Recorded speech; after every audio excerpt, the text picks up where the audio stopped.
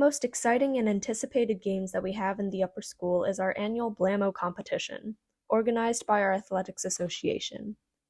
Starting in March and ending in late April, upper school students, faculty, and staff alike all look forward to competing to be one of the last contested standing. Earlier in April, I met with Athletics Association's Vice President, J.J. Suriano, to hear her thoughts on Blammo.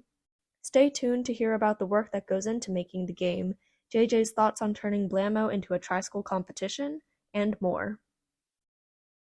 Thank you so much for agreeing to do this interview. I'm excited to learn more about Blammo and the work that Athletics Association puts into it. To start off, can you please introduce yourself? I'm JJ Suriano. I'm a senior here at Bryn Mawr, and I'm the Athletic Association Vice President. Thank you so much. Okay, so the first question is something pretty generic. Can you tell me what Blammo is and when it was started? Right, so Blammo is a game that we have in the whole upper school where everyone has a spoon, and you're given a target that you have to go after, and you have to tag your target when they don't have their spoon or their spoon isn't in the right place, and then you get their target. So it's a long game of tag that eventually ends up to one winner. And it just kind of started because we wanted to bring the whole upper school together in a really fun way to showcase our school spirit. That's a really good answer, thank you. Was that the main thing that inspired it, to bring the community together? Yeah, definitely to have fun and to bring the community together. I think you've succeeded at that. It's a really fun game. The second question is actually related to the game last year. So the game last year was really popular, just as it is now, and the majority of the whole school was pretty involved with it. However, it was never clear who the champion or champions of Blammo were last year. Was there ever a definite winner? So I was not in Athletics Association last year, but to my knowledge, we did not have a clear winner or winners. Why do you think that is? It was kind of just all over the place. I feel like the amount of organization that we put in this year has been a lot more than it was last year, so we're able to kind of keep track of numbers and keep track of when we need to make game updates. Yeah, and actually relating to that, a lot of changes have been happening to Blammo this year. For instance, you and Grace Martin have been sending out regular emails to keep track of who is still in the game. What inspired you all to make these changes, and are there any other big changes that we can expect as the game progresses? So we wanted to send out emails just to keep everyone in the loop as to what's going on, how many people are left. This is so we can keep track, just to know when we want to make those changes. And as the game progresses, the way that we have to hold our spoon gets harder and harder. So right now it's over our shoulder. And so we are planning on what day we want to make the next major change as to where a spoon needs to be, which will be a surprise later on, just to keep the game exciting and fun. But yeah, we use emails just to keep everything organized, figure out who's in, who's out, just to lessen the chance of cheating or make sure we just have our numbers accurate. I also noticed that in relation to the poses that people have to hold their spoon in this year, you've sort of sped up the schedule, because last year it was about 2 or 3 weeks into the game before people actually had to hold it above their shoulder. Is there a reason why the schedule was sped up this year? Yeah, so last year I felt like it moved kind of slowly. It got a little bit boring. I feel like this keeps it very fun and exciting, and like you're on you can't ever be on your heels. You have to stay on your toes. And also we want it to end. We have a specific day we want it to end. We want it to end on Spirit Day. And so the progression as to which we increase the difficulty corresponds to the number of weeks we have left. Oh. So this has to do with the fundraiser part of Blammo. So in order to join the game, players had to purchase a spoon from Athletics Association for $1. What does the money go into, and around how much does Athletics Association make from this fundraiser? Yeah, so the amount of money we make depends on how many people want to play. So this year there were a large majority of the student body wanted to play, which was awesome.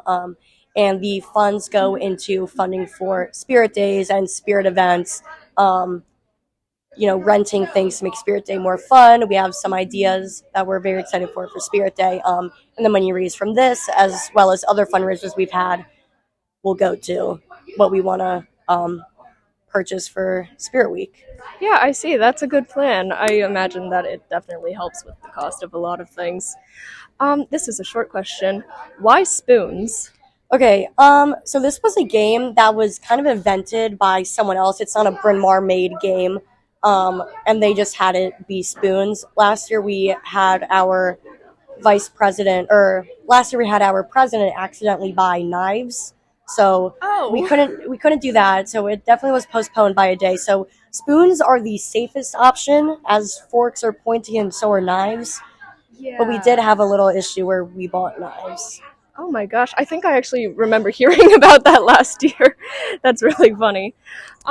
Actually, this relates to both Bryn Mawr and RPCS. So, around this time last year, I heard from a friend that RPCS actually has their own version of Blammo, where it's practically the same thing, except they use red spoons instead of green ones. Which school started playing this game first? We're honestly not sure. RPCS calls it Yater, which is the word ready but backwards. Um, we're not sure who started it first. We obviously always go back and forth with "it's my idea, you guys stole it," as any rival school does. But I really don't think one school stole it or got the idea from the other. We're not really sure when it started or like how it started because it was here even before I was in high school. I imagine that there is a lot of work that goes into keeping track of all of the players and who they're trying to tag. Can you tell me about the preparation that goes into making Blammo and how the targets are assigned? Yeah, so I was the one who took the time to assign targets, but basically AA meets, we set up the date that we want for Blammo to start. We send out a Google form for those who want to sign up. Then we sell spoons. After the spoons are sold, we will know exactly who is going to be playing. From there, they're put into a Google spreadsheet, and then we use a random number generator. So person one randomly generates person 172. So we'll say person one's target is whoever 172 is. And now we randomly generate another number, say it's 30. Person 172 is now going after 30. So there's like kind of like a chain going on where you're going from one person to the next. It definitely took a couple hours, but it was worth it because this year there's definitely a good progression. We haven't run into the issue last year where there were kind of two circles of Blammo. Yeah. This year it's very much one straight progression, Yeah. which has worked out very, very well. It does sound like it's a really good system. It sounds like a lot of work. I'm surprised it didn't take a week or two at least. In your opinion, who has been the hardest faculty or staff member to tag? Miss C does a very good job with her spoon, as well as Miss Gary. Yeah. Miss Gary is here on the weekends even with her spoon above her shoulders. I never see her put down her spoon. Miss Gary does not put down her spoon. There have been students who think that Blammo should be a tri-school game so that people can have targets that are at any of the three schools. What are your thoughts on this, and is this a possibility for the future of Blammo? We did talk about this. It would just be so much more difficult to get it organized. But I think it would be fun if we got a winner from each school. I know Gilman does not do Blammo. I think it would be fun to have a winner from each school, have the Blammo royalty. But they said that they would get way too the guys there would get way too into it, and they get aggressive and very competitive. So I think that they're a little bit hesitant to start Blammo there. That's fair, and also the amount of planning that would go into it across the three different SGAs would be crazy. Yeah. And this is the last question. So lastly, for those who are still in the game, do you have any tips for them on how to survive? Yeah. Don't think that you're safe. Always have your head on a swivel. You never know who's going to be around you. You might know the person who's after you, but you might not know if they get tagged, and now you might have a new person going after you. So you can never really relax. You have to constantly be holding your spoon and always just on the lookout for your target. Thank you so much for your time. I really enjoyed hearing about Blammo and the work that goes into it behind the scenes. To those of you who are still in the game, good luck and happy Blammoing.